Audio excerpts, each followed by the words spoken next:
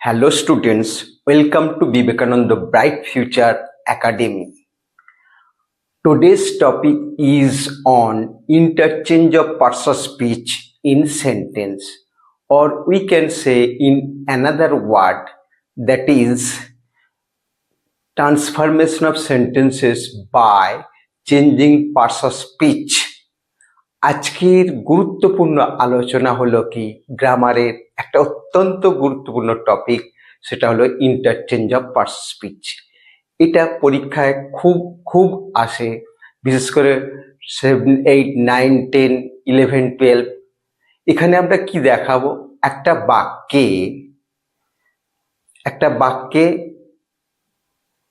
একটা parts speech বলা আছে, সেটাকে চেঞ্জ করতে হবে। শুধু চেঞ্জ করে দিলেই কি হবে? হবে না। তার জন্য কি করতে হবে?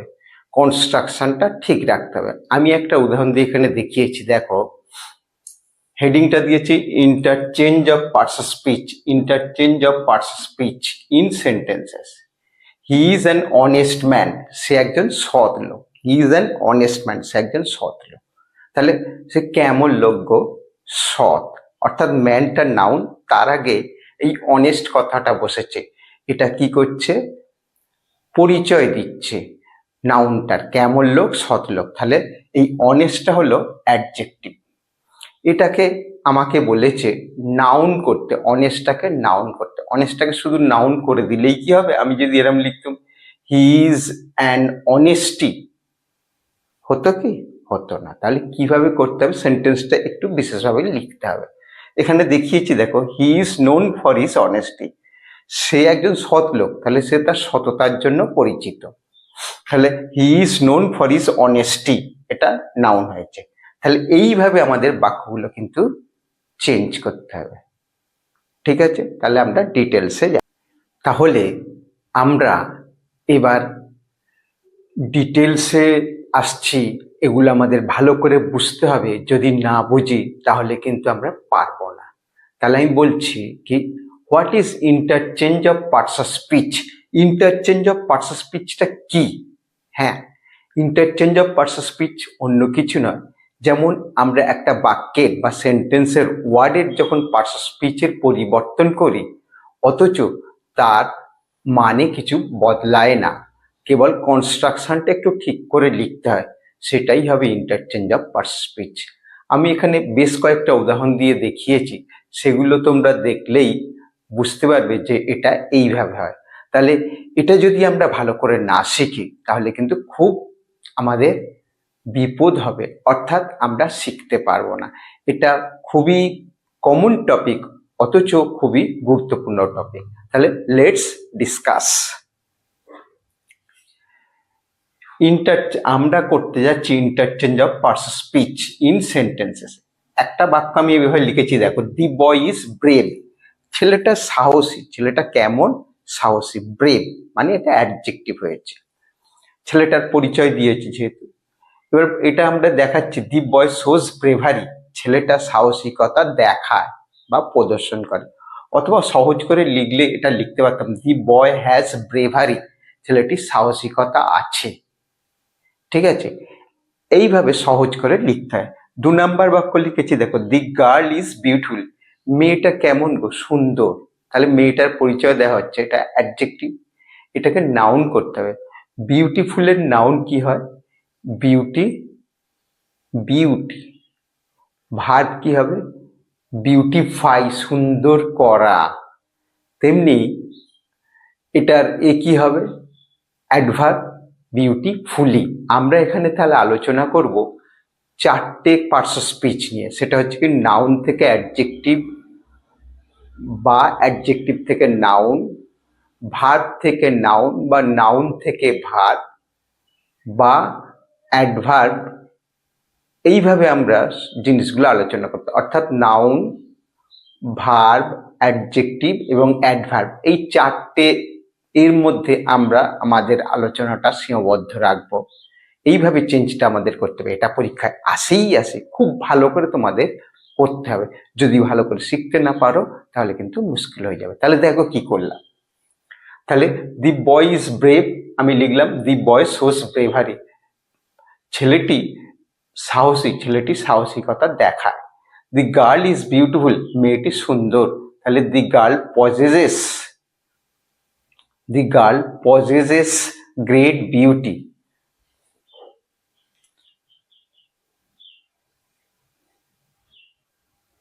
অর্থাৎ মেয়েটা দারুণ সৌন্দর্য অধিকারী বা প্রকাশ করে। এটাকে লিখেছি দেখো, হি ইজ কাইন্ড, 3 নম্বর বাক্যটা।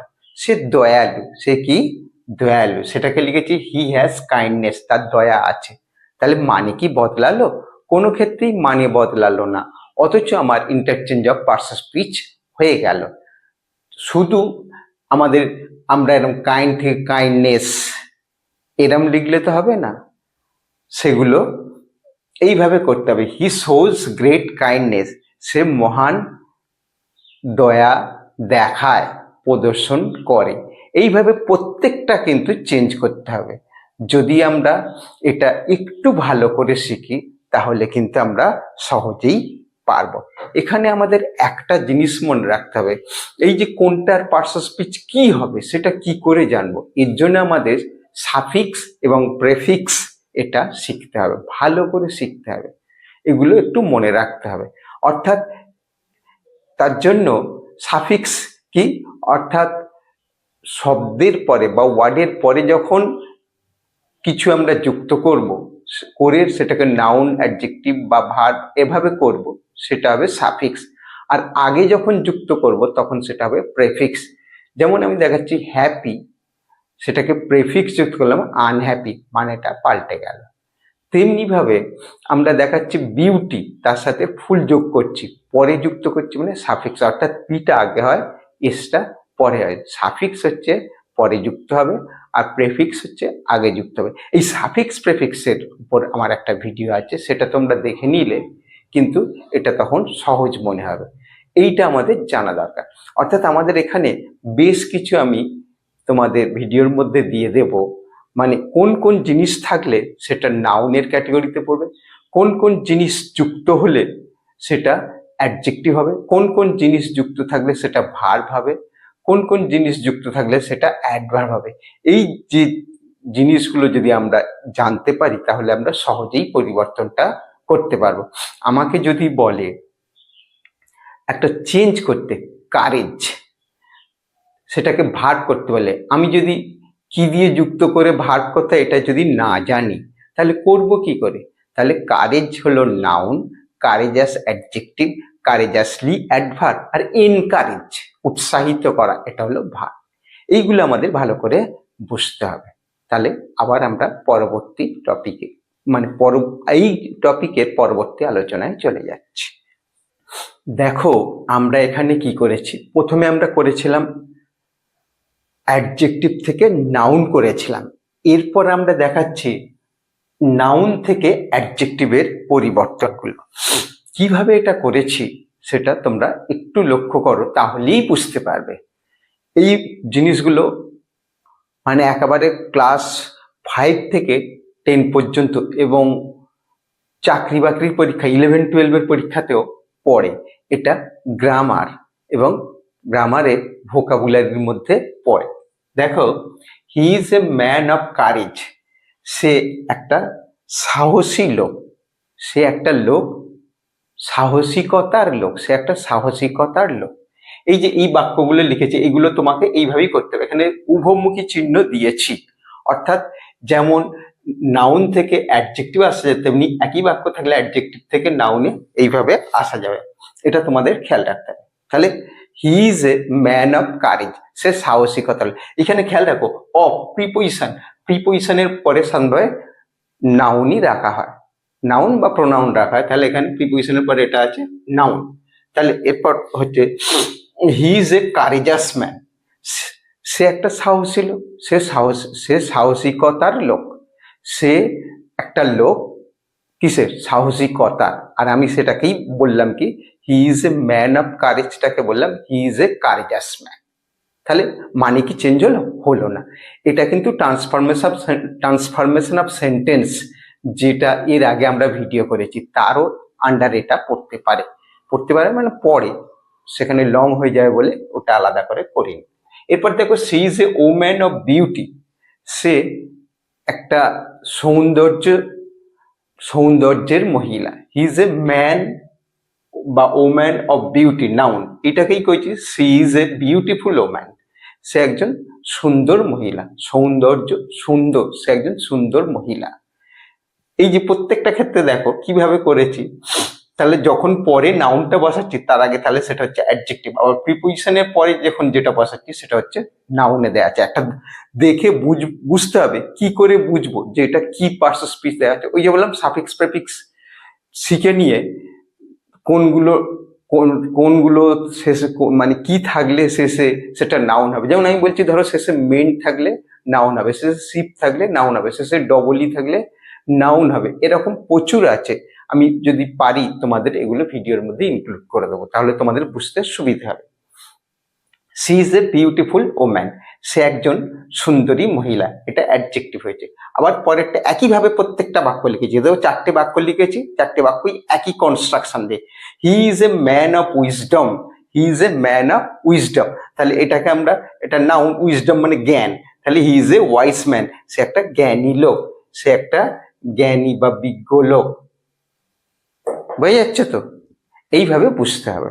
তারপরে দেখো he is a man of honesty, he is a man of honesty. 4টে বাক্যই কিন্তু একইভাবে লিখেছি। তোমরা একটু আধটু এগুলো একটু বেশি মেমোরাইজ করে নেবে, যাতে তোমরা যেখানে এরম আসবে এটা খালি চেঞ্জ করে দিলেই হয়ে যাবে, সেটা খেয়াল রাখতে হবে। তারপরে দেখো he is a man of honesty, তাহলে he is an honest man, he is an honest man, he is a man of honesty, he is an honest man. আমরা প্রথম টপিকটাতে মানে এই ক্যাটেগরির প্রথমে যেটা করেছিলাম অ্যাডজেক্টিভ থেকে নাউন, অ্যাডজেক্টিভ থেকে নাউন, আর এখানে করেছি তার নাউন থেকে অ্যাডজেক্টিভ। একই ধরনের দুটো একসাথে করলে আমি কি জিনিসটা বুঝতে পারবো যে হ্যাঁ ব্যাপারটা এরকম হতে যাচ্ছে। তাহলে কয়েকটা অভ্যাস করে নিলেই তখন তুমি পারবে। দেখো আমি এখানে কি করেছি, ভার্ব টু নাউন, ভার্ব থেকে কিভাবে নাউনে যেতে হয়, অথবা উল্টো দিক থেকে আমরা করতে পারি নাউন টু ভার্ব, এটাও এভাবে করা যেতে পারে। তাহলে সেটা একটু খালি, তাহলে আমরা এখানে কি দেখিয়েছি, ভার্ব থেকে নাউনে অথবা নাউন থেকে ভার্বে। যেমন আমি লিখেছি 1 নম্বর বাক্য, দেখো হি ডিসাইডেড টু গো দেয়ার, সে সেখানে যাওয়ার সিদ্ধান্ত করেছিল, ঠিক করেছিল। এটা পাস্ট টেন্সে দেওয়া আছে। তাহলে চেঞ্জটা করতে গেলে পাস্টের ফর্মটা কিন্তু মানে পাস্ট টেন্সের ঘটনাটা প্রেজেন্ট টেন্সে করে দিলে হবে না, সেটা একটু দেখতে হবে। দেখো এখানে তাহলে এইটার জায়গায় একটা আলাদা ভার্ব আনতে হবে।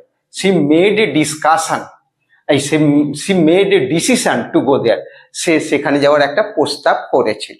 তাহলে এটা সরাসরি ভার্ব, সে সিদ্ধান্ত করেছিল। আর এটাকে ভার্বটাকে অন্য একটা ভার্ব এনে হি মেড এ ডিসিশন, সে একটা সিদ্ধান্ত করেছিল, ওই মানেটা যেন চেঞ্জ না হয়, এটা সবসময় খেয়াল রাখতে হবে। এটা যদি খেয়াল রাখতে না পারি তাহলে ভুল হয়ে যাবে, সেটা খেয়াল রাখো। He decided to go there verb, তাহলে he made a decision to go there, তাহলে ভার্বটাকে নাউন করলাম অথচ মানে চেঞ্জ হলো না। তারপরে এটাকে আমরা আরো একটু সহজভাবে লিখলে এরকম লিখতে পারি, his decision was to go there, তার সিদ্ধান্ত ছিল সেখানে যাওয়া। এটা আরো সোজা, his decision was to go there. মনে হতে পারে বাবা কি করে হচ্ছে রে বাবা, কি করে বুঝবে এত সব, না কয়েকটা করলে অভ্যাস করলেই দেখবে তুমি তখন নিজে থেকেই পাচ্ছ, ঘাবড়ে গেলে হবে না, ভয় পেলে হবে। His decision was to go there, তার সিদ্ধান্ত ছিল সেখানে যাওয়া। আমি যেগুলো এখানে দিয়েছি সেগুলো প্রত্যেকটাই কিন্তু খুব ইম্পর্টেন্ট, খুব ইম্পর্টেন্ট। পরীক্ষায় পড়ে, মাধ্যমিক পরীক্ষায় পড়ে এবং নিচু ক্লাসের পরীক্ষাতেও পড়ে। তাহলে এটা খুব ভালো করে করতে হবে। দেখো হি সাকসিডেড ইন লাইফ, সে জীবনে সফল হয়েছিল, পাস্ট টেন্স, তাহলে সে জীবনে সফলতা পেয়েছিল।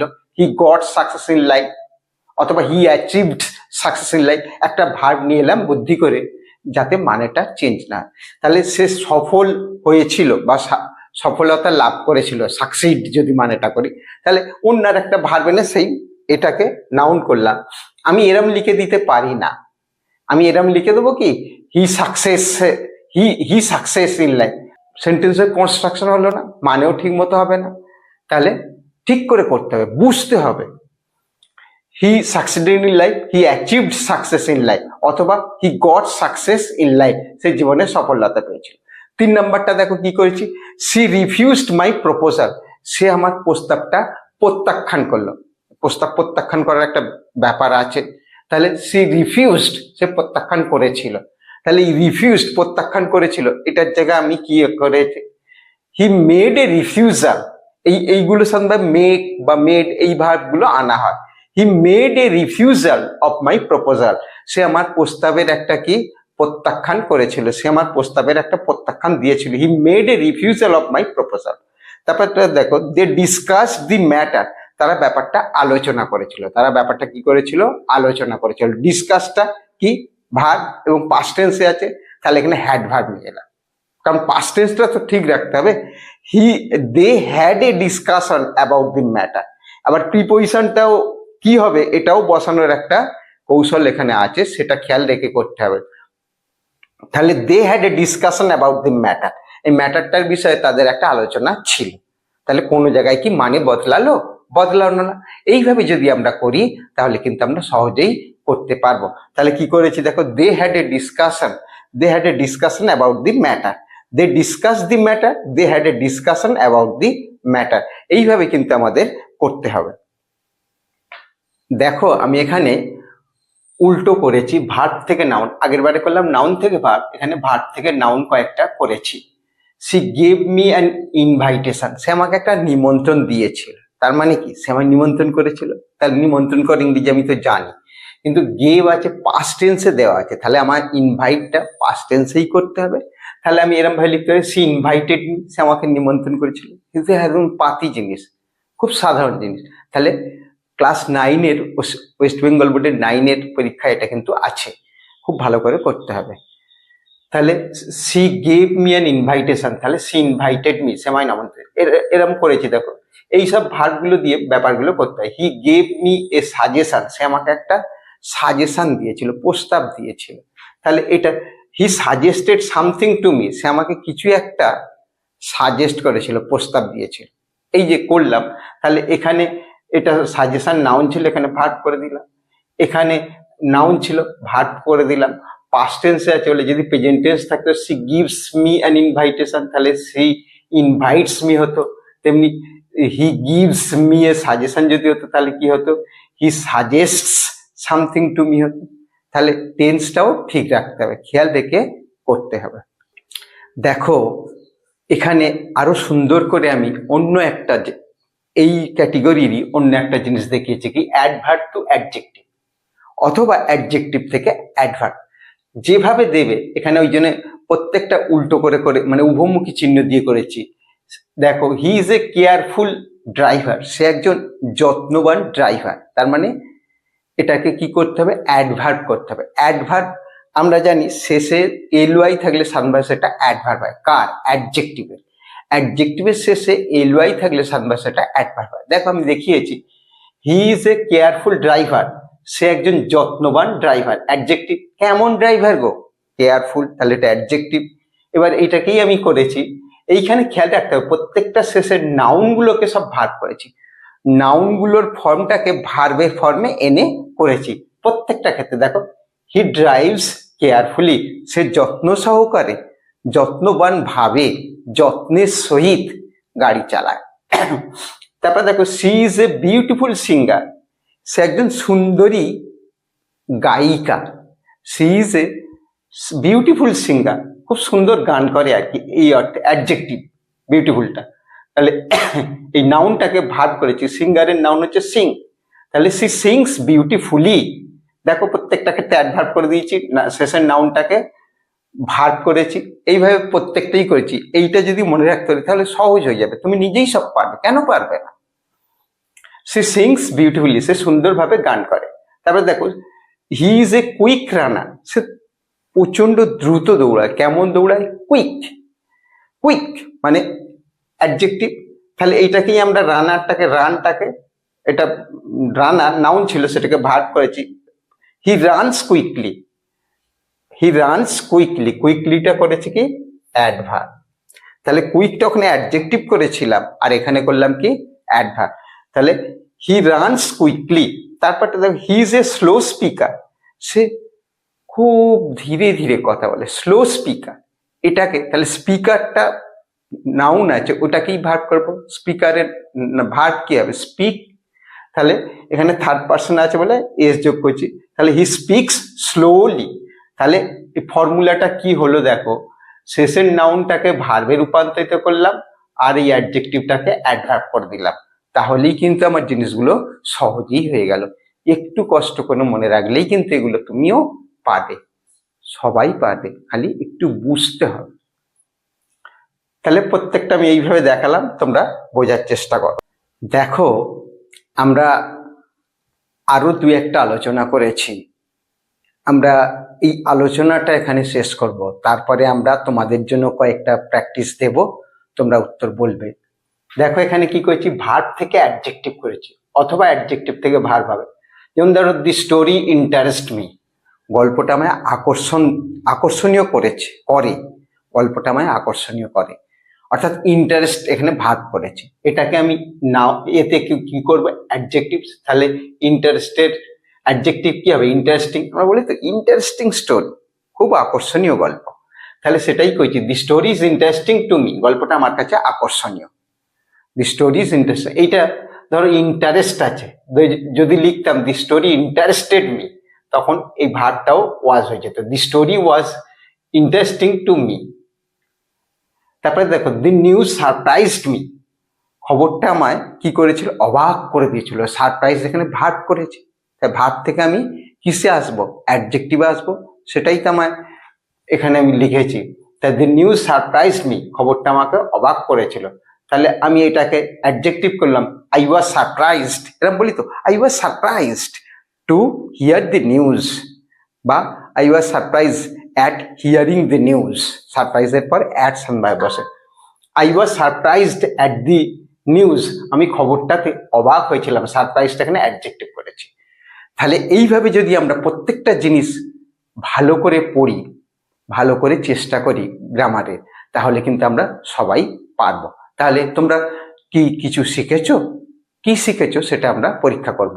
তো পরীক্ষা করার আগে আমি যে আলোচনাগুলো করলাম একটু সাম আপ করে নিই। তাহলে আমি কি করতে যাচ্ছি আজকে, parts of speech of sentence, একটা বাক্যের পার্টস অফ স্পিচ কিসের, একটা বিশেষ ওয়ার্ডের, সেই ওয়ার্ডটাকে আমি অন্য আর একটা পার্টস অফ স্পিচে নিয়ে যাব সেন্টেন্সটা, অথচ মানে বদলাবে না, এটাই আমরা করেছি।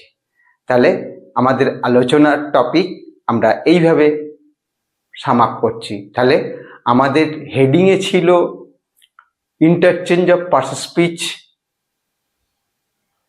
ইন সেন্টেন্সেস, অথবা transform a sentence by changing the parts of speech without changing its meaning, এটা ছিল।